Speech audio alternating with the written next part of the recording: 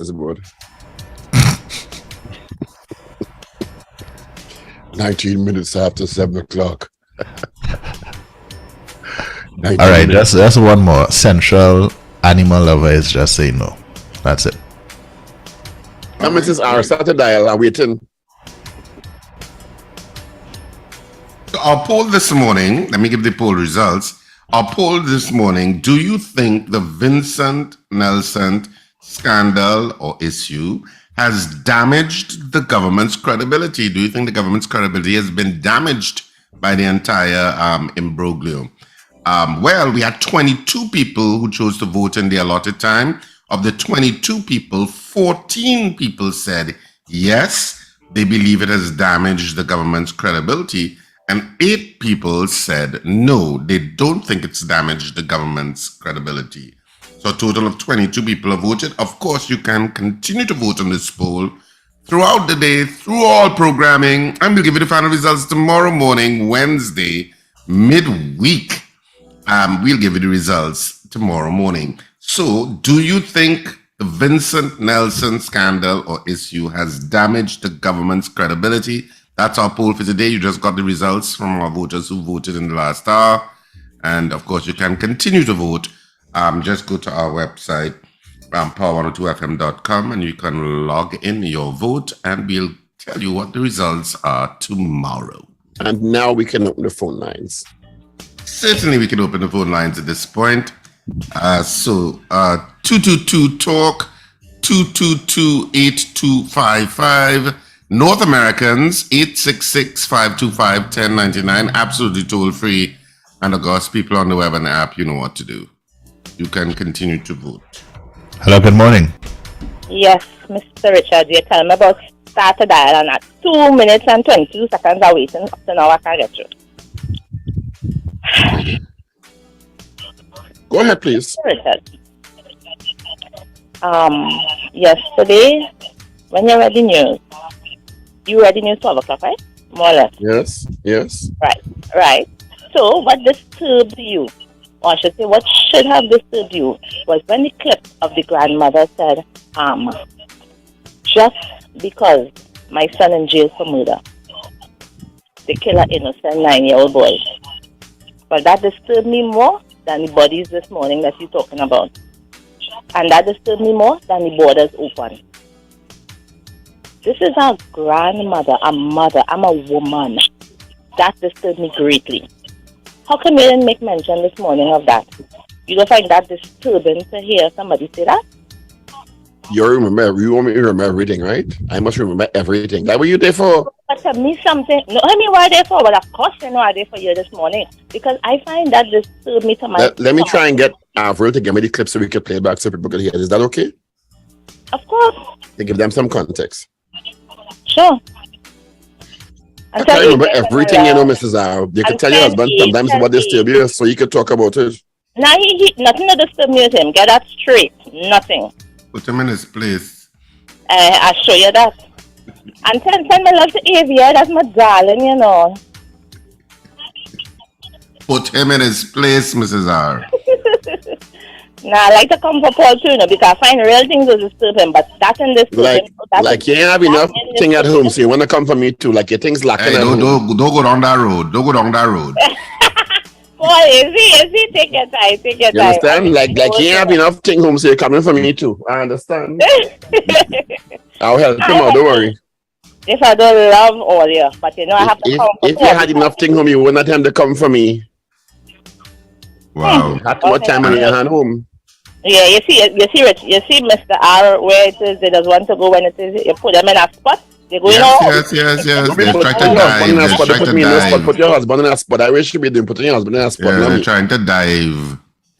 Yeah. If I'm playing cricket, just so he decides we're playing football. We're sticking to what we're doing right now. You find it, Avril, yes? Well, she's sending the clips to Shane. And as soon as we find them, we'll pay them for you.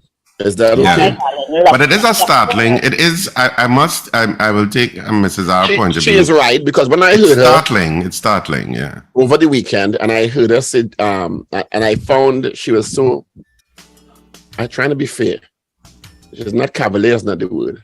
accepting of the fact that she doesn't understand that there are implications to your son being in jail. Not that in any way I'm suggesting it justifies anybody killing a 9-year-old. Exactly, same thing. My point too, but it is startling as a mother, as a grandmother, as a woman. I mean, we supposedly, and I'm going down a road here, we supposedly are the more superior of the two sexes. And to me, the standard just dropped by making that statement. I mean, how could you say that? Well, keep in mind, Mrs. Zhao, she was in deep grief to her. And you don't be thinking straight when you're in deep grief sometimes. Yeah, but as I say, you have to remember too, guess what? Reality is, it is. You know what I mean? Sometimes, as I say, I'm not saying it's justified, but I'm saying, come on. What about just the other alleged quote-unquote victims too? Or maybe... And because her son is in jail, doesn't necessarily mean he's guilty. Of course, agreed. If we want to go keep that in mind also. We always think, because they're in jail, they're guilty. No, remand is 3,000 or something. I personally know of situations. So yes, agreed. But as I say, I'm not talking now about the repercussions or whatever. I'm just saying that to me, Mr. Richards, Dr. Richards, let me change back to your title. That to me is very, very. That hurts in my heart. So well, people don't understand that when the issue of criminality or alleged criminality comes into your space, there are all kinds of implications in this time we know, you know. Yeah. Sadly, this targeting 9-year-old is no longer specifically, if it was a specific targeting of a 9-year-old boy, that is which is what the grandmother is suggesting. Yeah, that is a real new low. But we don't know that. But if we don't know, but that's what she seems to be suggesting. She's suggesting is that kind of revenge something. Yeah, as I said, that's what yesterday was played on the clip. I was like, what? Just because? I mean, come on. Mm-hmm. You know? Yeah. So, anyhow, I take up enough time. I'm dressing for work, hustling. You can go your husband on the show, you know, so you can get more time you want. All right, later. Yeah. And we'll organize to go to Nagar before Monday, okay? So, we'll talk about that when you get home. All right. Bye, Paul. Bye, Shane. But then you make your lunch for your husband. So the lines are open. Say what you think. Yeah. Someone wanted to expand on his thoughts earlier on. You can call back now. So, in terms of his thoughts on the government's credibility. Hello, good morning. Yeah, good morning, gentlemen. Just calling back to give my point of view based on the discussion this morning with this Vincent Nelson issue. And I assume that the information that was preferred this morning, based on the report by Anna Ramdas for the past few days, right? Reading this morning on the Newsday article, there seemed to be a contrary view in terms of the role and responsibility of the Attorney General and what party played. Because with the Anna Ramdas, you get the impression that the Attorney General entered into agreement that prevented agreement to not disclose information to any of the DPP or any other law-abiding institution.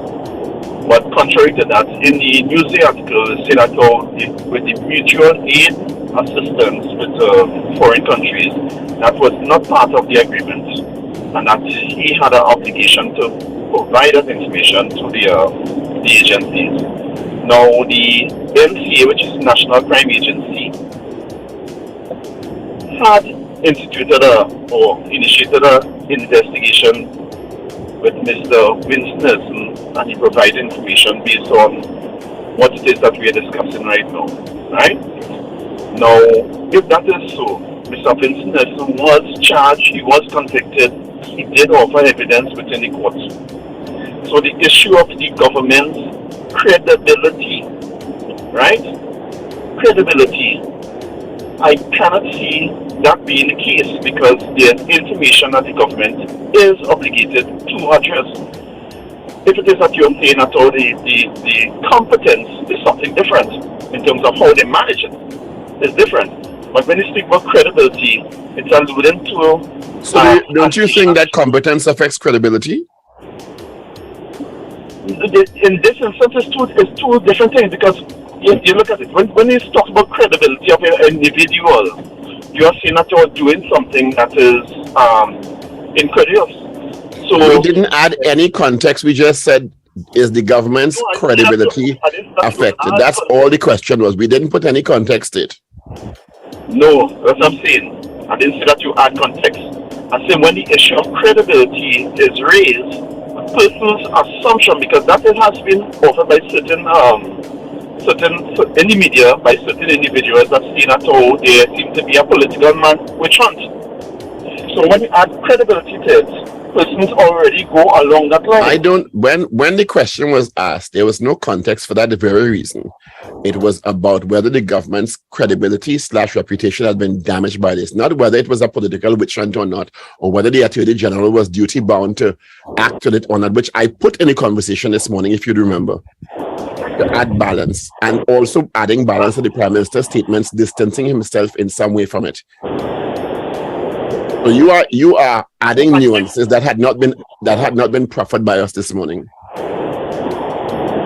I am giving you, right, based on a caller listening to the program, right, that once the issue of credibility comes into play, that is something that comes in the mind, and I'm certain would have come in the mind of most of your viewers, and right, even if you had said competence, would have been something different, right?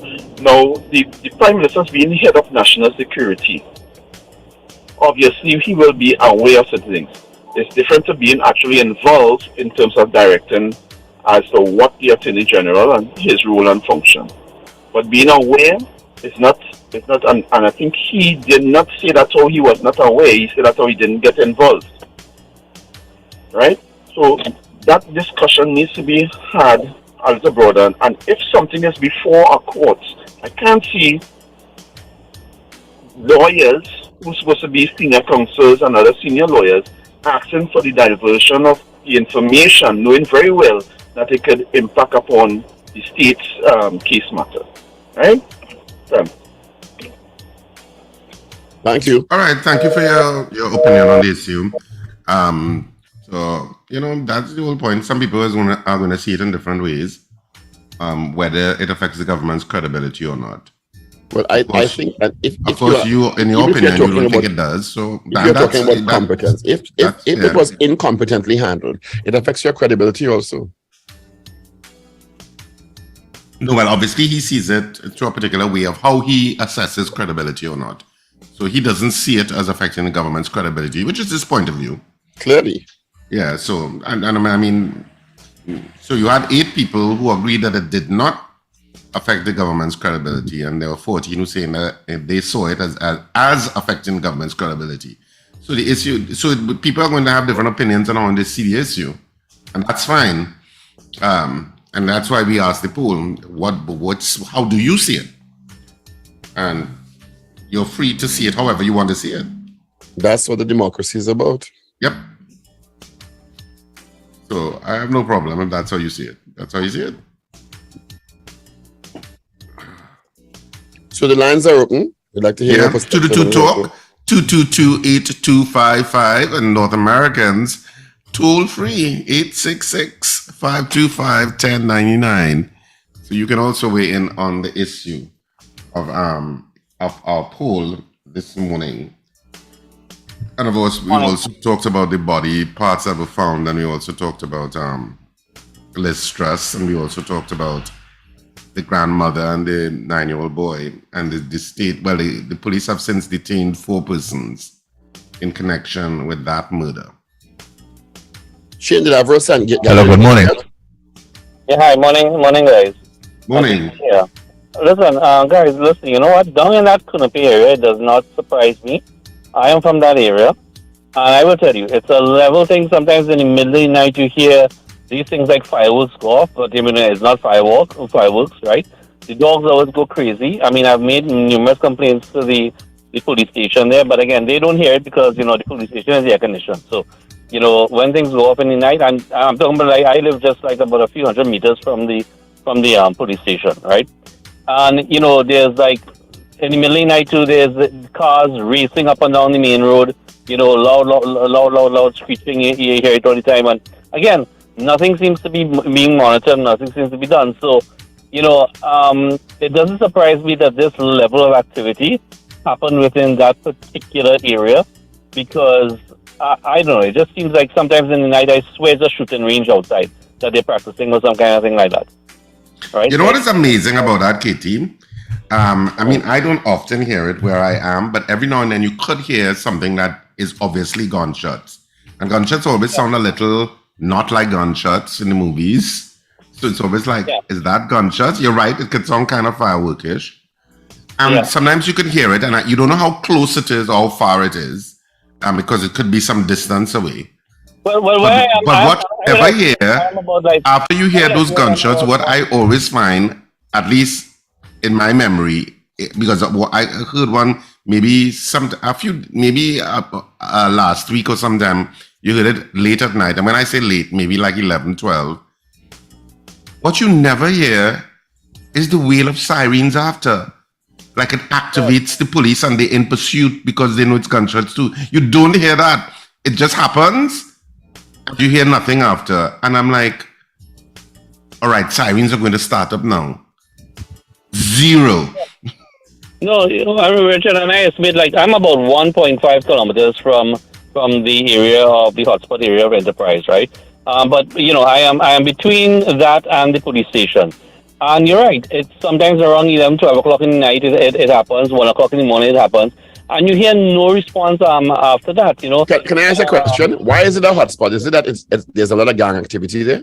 A lot of drugs and stuff? Yes, I mean, it has always been touted as a hotspot. I mean, that's the area where I think Robocop used to be stationed, right? So yeah, it is considered a hotspot in inverted commas from the media branding that I've heard, right? But yeah, you do hear about a lot of nefarious activity happening on that side too. But also, what I'm saying is that there seems to be this movement that you share these things and you make a report, but I don't it doesn't seem to me that there's any kind of investigations taking place, because where I am as well, so I could see the main road and I could tell if there's any kind of police activity or response happening. I could see it, and so and there's absolutely nothing. It's like business as usual.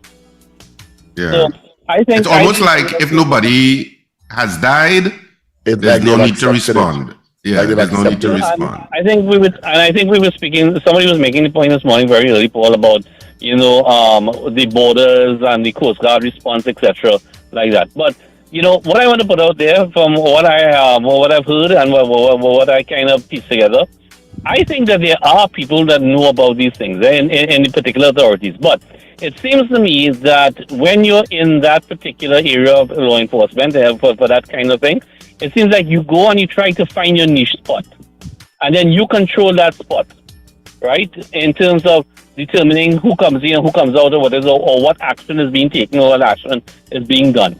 It seems like that is the way that it happens. You're like a little Don per se in that particular area, and that seems to be what happening, because somebody always knows somebody who could get through there or come through there, as the case might be. So, that we want to talk about Paul, as you said, when the US put out the advisory, hush him out, right? Hush him out, because there doesn't seem to be any kind of really concerted effort we're doing to alleviate this washer crime wave that we're having coming over. Yeah, to me, the only issue with the US advisory is the terrorism thing. But apart from that, they have the responsibility to warn the citizens. Yep. Thanks, man. Let's share. Yesterday, the newsroom was able to speak to Senior Counsel Israel Khan, who had some very strong opinions on the President Vincent Nelson imbroglio, particularly related to the then Attorney General Faris Al-Rawi.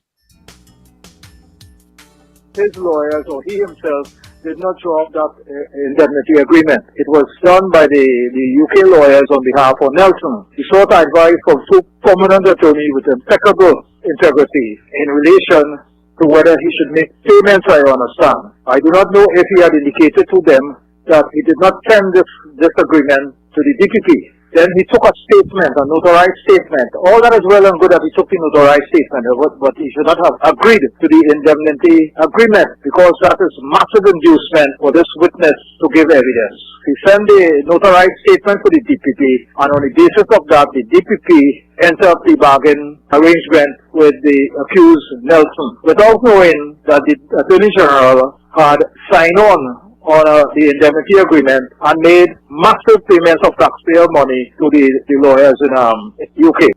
So this whole thing is a mess, a total mess that this Attorney General, through being inept, incompetent, or because of political ambition, not to overstep his boundaries, but went out of the way. And thus, as advisor to the cabinet, he misled the Prime Minister and his cabinet. So this is a very serious issue. And this is all I prepare to say at this stage because the Criminal Bar Association is looking at it in relation to the Attorney General, whether he committed criminal offences, and we will be liaising with the DPP. So I admire the DPP. He's an honourable man with much of integrity, and by the Attorney General involving himself in it, possibly allow two corrupt persons to be let off the hook. But they are presumed to be innocent and they're proven guilty. I want to make that clear. There were serious allegations against him that the cause of the Attorney General acting ultra-virus the Constitution, because it's his business not to interfere within the domain of the DPP. His business is to provide the DPP department with the necessary tools and ammunition to carry out their function, and all he's entitled to is the DPP will inform him and keep him up to date as to national cases that pending before him. But he cannot take an active role in gathering evidence and then binding the DPP hands by making deals with a suspect who committed a serious criminal offense. So he caused the two accused in Trinidad to be let off the hook, and this whole thing is a total mess. They're making our country a laughing stock, not only in the Caribbean, but throughout the Commonwealth. That's Senior Counsel Israel Khan. Did he say that he is, through the Bar Association, seeking to take it further? Is that what you heard, Ragoobarsingh? The Criminal Bar Association, he said they're examining it to see whether any possible breaches took place. Yeah, laws were broken. Whether there's any criminal culpability. Yeah. So I don't know. He actually said in part of the interview that he thinks that Mr. Ravi should be fired. You know, yeah, I don't know. You see, there's so much. There's so many gaps in the knowledge, and the chronology, and all of that. So I just don't know. At some point, you don't know. But what he's suggesting there is that Mr. Khan, by sending the notarized document to the DPP and himself seeming to make the deal of indemnity and paying the lawyers in the UK taxpayers' money, it's almost like he's suggesting, Mr. Khan, that the DPP was at that point bound by the agreements that the former AG made. I don't know if it's true or not, if that is accurate or not. I'm just saying what Mr. Khan's interpretation of the event is. And that he should not have involved himself in any way like that. I don't know what your legal perspective is on it, Richard, but I mean, it's one thing to get information coming to you and put it in the DPP's hand. It's another thing to be actively involved in seeking an indemnity deal before the DPP has been the one to initiate all of that. I don't know if that's how it's supposed to be. You understand? I think that is Mr. Khan's contention, is that if it is that you get information, you may be duty bound to say, well, listen, I have information that criminal activity possibly took place. Look the information. But to go as far, if indeed that is what happened, of authorizing the indemnity deal and using taxpayers' dollars to do that, I guess Mr. Khan's suggestion is that you have now involved yourself in the process, which is not what your office is supposed to be doing. I don't know if I interpret it right. Well, Israel Khan is very opinionated, yeah, obviously. And of course, he doesn't mince words on how he sees issues, whether he's right or not. In terms of how he sees issues, he expresses his opinion very frankly, because that's his personality. So I hear what he said. I heard what he said.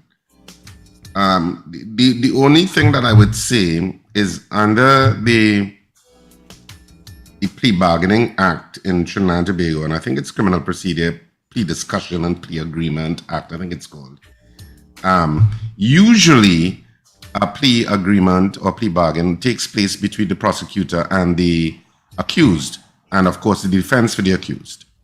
In terms of, okay, I'll just give you an example. You may be charged for murder and you say, okay, I'm willing to plead guilty to manslaughter, and so that the matter doesn't have to go to trial. Mm-hmm. So that because you remember, like roughly, I think statistically, it's roughly 80% of cases, criminal cases in the United States, are resolved via plea bargaining. Yeah. So the intent of that act was to see if that sort of statistic could be mirrored in the Trinidad and Tobago judicial system and clear the load of the and clear a lot of the backlog. Mm-hmm. Now, so you have MSIs, maximum sentence indications, where you have accused people, and I'm simplifying it. The defense attorney will say, well, if to the prosecution or to the judge, if my client was to plead guilty, what kind of sentence are we looking at? And the court could say, well, we're looking at a sentence of 5 years. And the accused may say, okay, and for time served, because you're probably in jail anyway, depending on what it is. And they may say, okay, fine, I'll plead guilty because I know what the MSI is.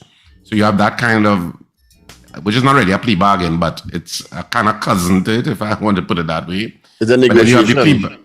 But then you have the plea bargaining where you're saying, okay, I will do X, I will plead guilty to maybe a lesser charge, because you would get lesser time. Or now, the tricky thing is, a plea bargaining arrangement, of course, means the prosecutor and the defense have to agree. But the judge could decide that he or she does not agree. Remember, the judge is the king of his court. So even though you make a plea agreement or a plea arrangement, the judge could say, no, I'm not going along with this. And the entire thing is out the window, even though the person has already pleaded guilty. So those kinds of things could happen. Now, they may not happen often, because the whole concept of plea bargaining is that you want confidence in the system. So if it is accused persons making a plea arrangement saying, but not sure, but you don't have confidence that the judge is going to go along with the plea agreement, then the whole system collapses. So there is a kind of informal going along, so to speak. But that's kind of a broad picture of how it works. So generally, the Attorney General, in a normal circumstance, which is what I think Israel Khan is referring to, it's really the defense counsel and the prosecutor that make that arrangement. The Attorney General doesn't really comment it. You understand? Yeah, so I think that's where he's... Mm-hmm. Yeah, so that's why he's saying... Israel Khan's contention is. Yeah, and he's saying whether the agreement that the Attorney General was making, because whatever agreement you could... Because if you notice in that agreement, the Attorney General did say, and was careful to say, that he can recommend to the DPP, because he can't dictate to the DPP, because the separation of powers. It's a constitutionally protected position. Mm-hmm. So he can recommend to the DPP that X, Y, and Z happens. Now, the other issue is whether that agreement amounts to an improper inducement for somebody to give evidence in exchange for certain indemnities, whether that amounts to an improper inducement. I suppose that is also what Israel Khan is talking about. Yeah. Phone lines are open. You can give us a call. We'd love to hear what you say. But I am not a criminal attorney, so I mean, that's just how how I see it. Assessment of it. Criminal attorneys listening can probably contextualize it better. Yeah. Good morning. Good morning to Dr. Paul. Good morning. Richard. Morning. Yes. I just love to hear Mr. Israel Khan many times, even though sometimes it sounds crazy, but I always like to hear his views on things. And just like what he said today, I was saying that same thing, telling myself that same thing. Now, if the indemnity that we said that, what people are saying that the Attorney General, drafted up and so on. If he is not the one who has that power, because he could recommend to the DPP, why is it that Mr. Vince Nelson, still want to hold that against over the Attorney Faris Al-Rawi's head? Because if he's not the one to do it, why is that an issue?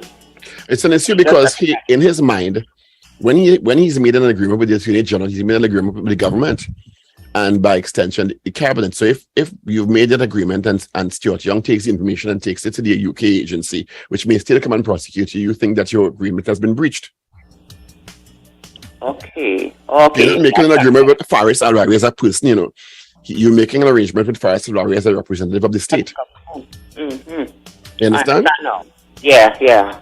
Okay, so, in that case, I understand clearly he should not have done that. Yeah, so he felt that, okay, I have this agreement, but you all took the information to the UK authority, which puts me at risk for prosecution there. So even if I get away, if I get away here, because you didn't admit you're guilty already, so I could say get away. Yeah. It doesn't mean that the UK authority will take the same approach to you. Yeah, I understand. Okay. And with that, he has he had the trump card now to say, well, okay, if that's the case, then I want to hear my matter first before I Me ain't testifying for none of all you. Right. And he could very well go and say, you know what? I lied. I recant my statement. I lied. Yeah. I lied. Don't they have something in writing that he said before? I lied. I signed it. I committed perjury. I lied. I recant my statement because he's recanted his opinion before in things in media. I lied. I lie on them. Yeah. But another thing I saw in the newspapers where he's claiming for loss of income and so on, wasn't he debarred from practicing? Well, yeah, but that's because of him. If you say take a kickback bribe or was involved in a kickback scheme, you think you could practice law after that? Right. So why is he claiming for loss of income? He could not work anyway. Because he can. Because oh my goodness. This thing really I have said from the start, he's about saving himself, He's always been about saving himself and enriching himself. That's why I said from the start, he is never going to be a credible witness because his opinion can be bought. Yes. All right, thank you all very much. Thank you. Have a great day. He was never going to be a credible witness. Train, I think you have the grandmother's clip also that Mrs. Arrow referenced earlier on, do you? Yes, I do. Can you play it so that Mrs. Arrow will be appeased? Sure. I want to know why they do my grandson this? Why? And she was a quiet child, nobody wanted nothing. Why? First thing all I will say is because my son in jail for killing a man and I get it back, but it's not right. Why is nothing? There's not this situation. I'm not saying that it's not this, it's two different situations. My grandchild playing on the field and just killing. What the situation with my son in a jail for killing? I want to do with this one. Only out that time in. My grandson innocent in this.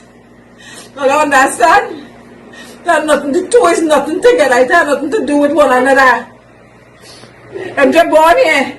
I'm just going to school, capital RC school. I'm just was a good child. I'm just never was rude to me. I'm just never do nothing.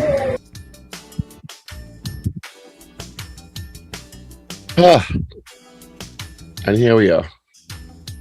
And the numbers are to talk. That's Ragoobarsingh. Ragoobarsingh, what's your number? We have 222 talk 222-8255. North Americans 866-525-1099. Good morning. You know the numbers. Good morning again. I want to agree with Paul this morning very early. My issue is about what he said he read about the bodies in the bag and about the kind of murders we are having here. I think that is something that needs to concern us even more than the Vincent Nelson story. Because you see what's going on here? As Paul would have, I would have agreed with Paul, that is a South American something. And let me tell you, you see when the Venezuelans were coming here in Grap. You remember there was a bunch of people that came into on some beach, I can't remember which one in South, and they went into the forest down there. When they hunt them out, about close to 100 of them, I read on the newspaper the story that they gave to the person who wrote the story spoke to them. And I get to realize it were a bunch of army and police that deflected them, those who were supporting the other side, not Maduro.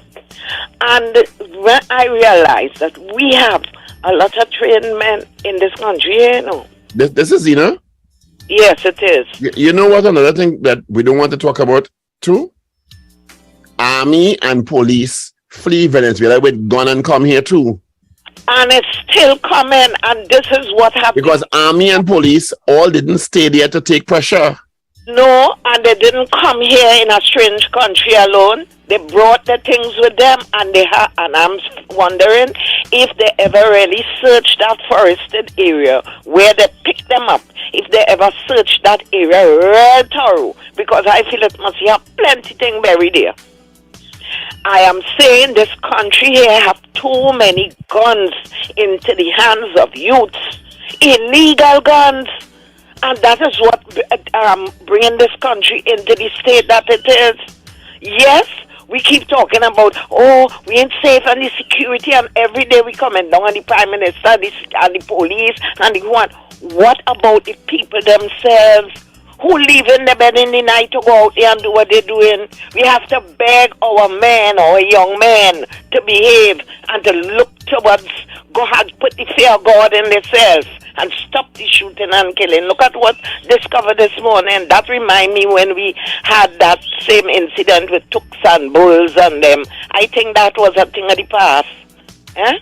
Look at what's going on here now, and leaving it bold-faced so that people will find it, so that we're listening a message. And look at what happened to the man they killed. How many Venezuelans? And driving. Did they have license to drive here? And only as argument escalate over an incident on the road and only kill the man. Nah, man, it's time the government gets serious and send back all of them. And let me tell you, right in Arima town here, a lot of the Venezuela, every other Venezuelan, no man pass me the belly big. So you think they're stupid? They're trying to make sure and here to stay here. Every other Venezuelan. Can I ask you something, you know? Yes. Somebody forcing him to impregnate them. What? Somebody forcing him to impregnate the woman.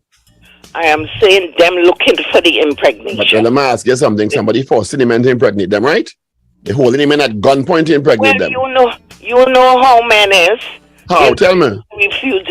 Well, so look, Paul, I can't Tell me. They're holding him in at gunpoint to impregnate them, ain't? No, because all they like red thing. So they go run it down. All you like red thing, So, but and hear what? But you see, the jokes that go between me and you all here. You see what Richard said this morning, that he read me like a book. I want to tell people out there, don't get personal with me. Like the message that Shane read.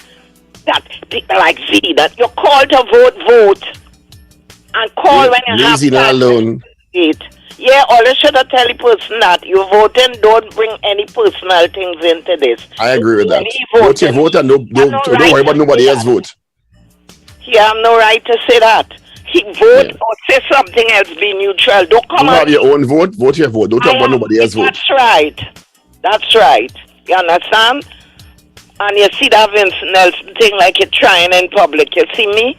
That here, that is a whole rotten fish, and that does not exonerate all who involved in that. But don't try to put it now and make a case that is Al-Wari and Al-Wari must go. You have guilty men here, talk with them. Don't push that aside and don't call their name. So I find it's time, if we can't call their name and call them on them and to accept what they do, let us leave that story alone and let the courts deal with it. I go on. Go and grab your husband, girl. Hello? So you're training man like Ragoobarsingh, so. Trainer is you, boy? Good morning. You done pause already. Good morning. Good morning. Morning. Yeah. Paul, I tend to agree with you based on all that is going on when we come down to the line of crime in Trinidad. And there is something I always take note of. And I said, if you put Haiti where Venezuela was, Trinidad government would not be so inclined to bring them here fast. I don't know if it's about the color. I don't know if the government attracts. It is exactly about the primary color of the Haitian people because that is a global thing. Yes, so I wanted to be sarcastic like you because I have a bit of it, and I totally understand that. Haiti, there's so much things going on in Haiti. Nobody is thinking. But you take on Haiti. Nobody take on Haiti. Haiti is like we bring Venezuelan here. They are bringing the guns. We pretend Haiti don't exist. We don't bring Venezuelans here. Venezuelans come here because they're next door. I say it like that. So don't say that. If Haiti was next door, Haitians would be here. Well, yeah. But because Haitians do go to Jamaica and they do go to the other islands that are closer to them, so saying that the government is bringing Venezuelans here is erroneous and a misstatement. Richard, I'm sorry about that, but my point is my words just get changed here. My point that I'm making, it's easy for they to come here and they keep on coming, but I'm thinking based on the opening up of the door which the government did, they would not have done that for Haiti. That's my key point. They would not have. But the government never opened any door. That's the point I am making. Venezuelan migration to Trinidad and Tobago is age-old. Of course, it was exacerbated because of what's going on in that country. If it was Haiti next door, migrants don't need permission of the state they go into, That's why it's a problem around the world, if you want to consider the problem. Humans have always been nomads historically. And if there's a problem where I live, you move. And that's exactly what's happening. It's more difficult for Haitians. Haitians would not see Trinidad and Tobago as a refuge when you have several other islands that are closer. So it's a bad analogy. All right, we have news up next.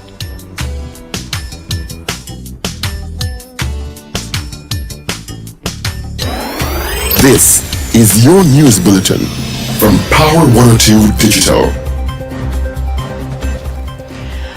The former Attorney General acted